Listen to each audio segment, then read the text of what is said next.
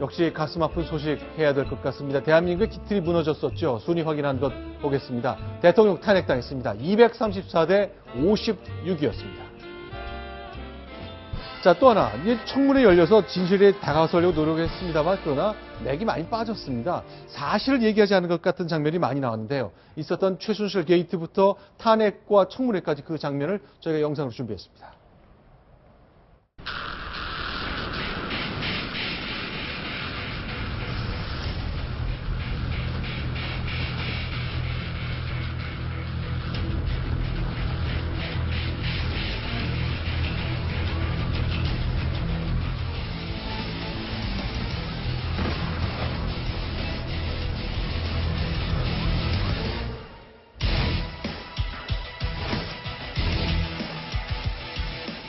상식적으로 이런 게 있을 수가 있는 일입니까? 최순실 씨는 지난 대선 때 주로 연설이나 홍보 등의 분야에서 개인적인 의견이나 소감을 전달해주는 역할을 하였습니다. 취임 후에도 일정 기간 동안은 일부 자료들에 대해 의견을 들은 적도 있으나 청와대의 보좌 체계가 완비된 이후에는 그만두었습니다. 일마다 들어온 거는 맞고요. 그러니까 임기초에 들어와서 사진도 들어왔고. 그럼 최순실 씨는 항상 일요일 그 시간대에 맞춰서 예, 일요일과 이제 무슨 뭐 어디 해외 순방을 간다든지 하면 이제 전날 정도에 들어와서 특별한 뭐 있으면은 그렇게 들어온 걸로 기억을 합니다. 큰일 났네. 그러니까 그한테 정신 바짝 차리고 걔네들이 이게 완전히 그 조작품이고 얘네들이 이거를 이거 훔쳐가지고 이렇게 했다는 걸 물어야 되고 이성원이도 아주 그 계획적으로 하고 돈도 요구하고 이렇게 했던 저걸로 해서 이걸 하지 않으면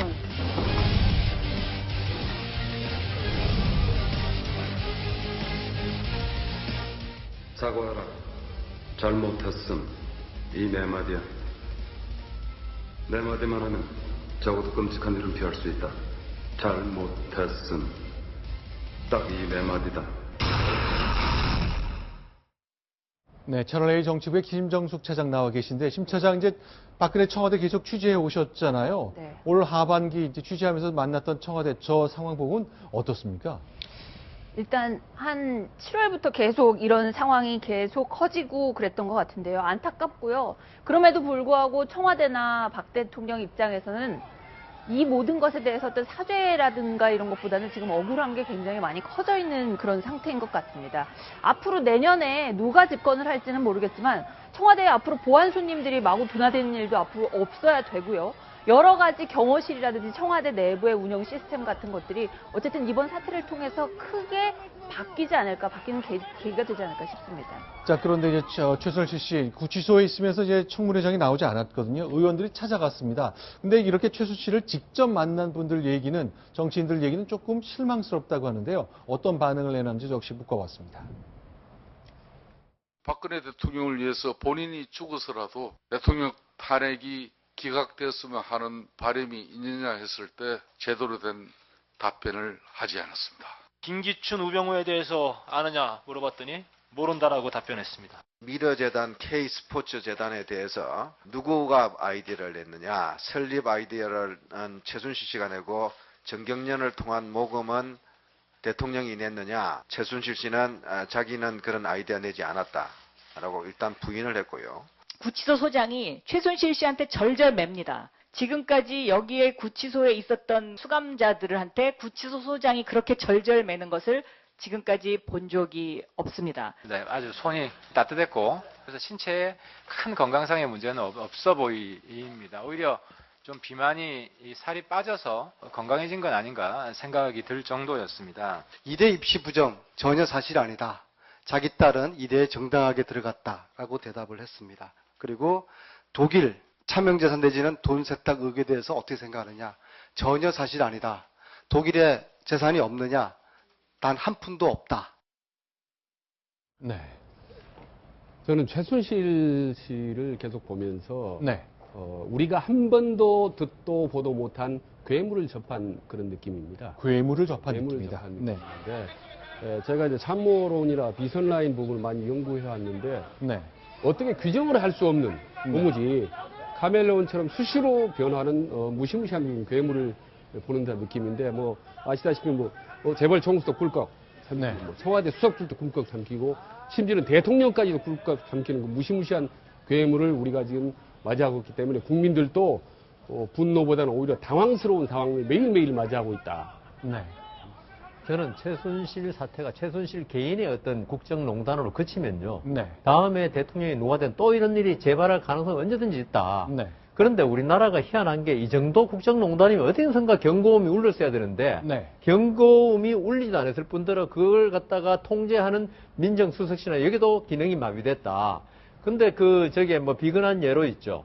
일본의 그 은행이 미국의 그 지점이 있는데 거기서 10억 달러를 투자했습니다. 말단 은행원 하나가. 네. 전혀 경고음을 못 잡아냈는데 미국 금융당국이 그걸 적발해냈습니다. 네. 그 식으로 유럽에서는 어떤 그 정에 의해서 움직이는 체제가 아니기 때문에 시스템이 네. 움직이니까 경고음을 읽어내는데 동양이 정에서 움직이는 동양 체제에서는 그게 참 미약하더라. 그래서 개헌을 한다니 뭐도 하지만 이번 기회를 그 기회로 삼아서 국가가 발전하기 위해서는 네. 어떤 권력에 대한 견제 그리고 그게 실패했을 때 경고음이 울리고 즉시 세월호 때 우리가 초동 대응 못했다는 식으로 즉시 그 초동 대응하는 그런 체제를 만들어야겠다 이런 걸 한번 느낍니다. 자, 아주 큰 위기를 맞아서 우리 국민들 모두 고통스러운 시간을 보내왔습니다. 그래서 상실감도 컸는데 이제는 새로운 기회를 만들어야 되는 것이죠. 그러기 위해서 사실관계가 좀 하나씩 명확하게 밝혀져야 될 것 같습니다. 그런데 세월호가 침몰했던 그 순간의 7시간은 사실은 아직도 미지수로 남아있습니다. 1월 5일을 예고하긴 했습니다만 과연 어떤 답이 나올까요? 일단 그날에 대한 이야기를 조금 더 나눠보겠습니다. 영상 먼저 보겠습니다. 세월호 참사 당일날 가글액을 전달하러 관저에 갔다고 그랬죠. 네. 근데 왜 가글을 갖고 갔을까요? 그거는 그 의료용 가글이었기 때문에 저희가 가지고 있는 물건이었기 때문에 하필이면 그날 이 의료용 가글은 주로 필러를 할 때 많이 쓴다고 합니다. 입이 마비가 돼서 양치를 못할 때 그때 주로 쓰라고 이 의사들도 권고를 한다고 합니다. 네, 아직 대통령 7시간 밝히지 않고 있습니다. 네. 7시간이 왜 밝혀질 수가 없는 걸까요? 이게 뭐 불가사의한 일도 아니고 당사자들도 있고 그만큼 투명성이 없기 때문에 그리고 자발적으로 밝힐 수 있음에도 밝히지 않고 있기 때문에 지금 이렇게 베일에 가려져 있는데요. 저는 아마 이제 국제부에 있다 보니까 해외 사례들을 많이 보는데 이 관저가 이렇게 비밀의 공간이 아닙니다. 뭐 옆 나라 일본 같은 경우에는 뭐 생활공간과 관저공간이 뭐 1, 2분 사이에 있고 그리고 매일 출퇴근 시간을 공개를 하고요. 그리고 뭐 지금 조금 태평양 건너 미국 같은 경우에는 뭐 매일매일 거의 투명하게 모든 것을 분 단위로 공개하고 있기 때문에 왜 7시간이라는 것을 대통령이 오늘도 대리인단 측에 이렇게 얘기했다고 하죠. 7시간 너무 많은 일들을 했기 때문에 기억하기가 어렵다. 네. 이것부터가 국민들이 참 납득하기 힘든 게 아닌가 싶습니다. 실제로요, 이번 청문회를 통해서 우리가 알게 되는 것은 이제 법률을 전공한 검찰 출신의 최고위직 검찰 공무원, 그리고 그 청와대에서 국정을 운영한 최정점에 있는 분들이 과연 진실을 대하는 태도라는 건 어떤 것인지 카메라 앞에서 온 국민 앞에 어떤 태도로 답하는지를 많이 봤습니다. 상심한 분들, 실망한 분들이 많았습니다. 그 장면 역시 한 번 더 보겠습니다.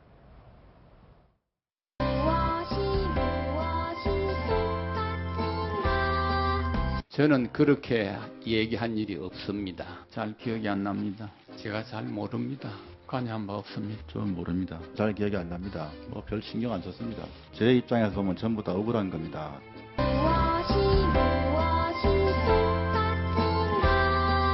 김기춘 증인 당신께서는 죽어서 천당 가기 쉽지 않으실 것 같습니다. 김기춘 증인 오리발 실장이라는 제가 별명을 다시 붙여드리게 되겠습니다. 나중에 부인도 모른다고 할 사람입니다. 제가 우병우 검사였다면 한 방 쥐어박을 것 같아요. 죄를 벌받지 않고 피해가면 언젠가 너의 후손들이 대를 이어서 벌을 받게 될 것이다. 방금 보여주신 저 화면이 국정조사 청와대 그러니까 청문회 가장 큰 성과인 것 같습니다. 네. 그러니까 핵심적인 증언들이 얼마나 뻔뻔한지를 모든 국민들한테 보여준 점, 그리고 국민들의 그 분노를 어찌할 수 없는 분노를 그나마 저 장면을 화면을 보면서 카타르시스를 좀 만들어줬다는 점이 그나마 청문회 여러 가지 한계 속에서도 큰 성과라고 저는 생각합니다. 근데 저는 저게 청문회가 네. 과연 진실을 밝혀낸 데인지 어떤 국민의 분노를 갖다가 쏟아내는 장소인지 네. 물론 국민들이 지금 이 청문회에 나온 좀 전에 본 두 사람에 대해서 진짜 네. 분노하고 있는 건 맞습니다. 그렇지만 그걸 국민들은 그럴 수 있는데 의원들은 저기 저 자리가 국정조사지만 뭐 수사권도 없고 하지만 있죠. 진실을 밝혀낸다 그러면요. 저기서 아까 나온 말 천당에 못 갈 것이다. 쥐어받고 싶다. 이런 말은 있죠. 네. 저 사람들이 잘못한 걸 잘못했는데 그걸 갖다가 의원들도 잘못하고 있다는 느낌을 주기 때문에 네. 제 생각에는 의원들 저기 나가는 의원들은 아무리 분노를 전달한다 하더라도 냉철해야 된다. 이게 국회의원들의 자질이고 자세지. 네.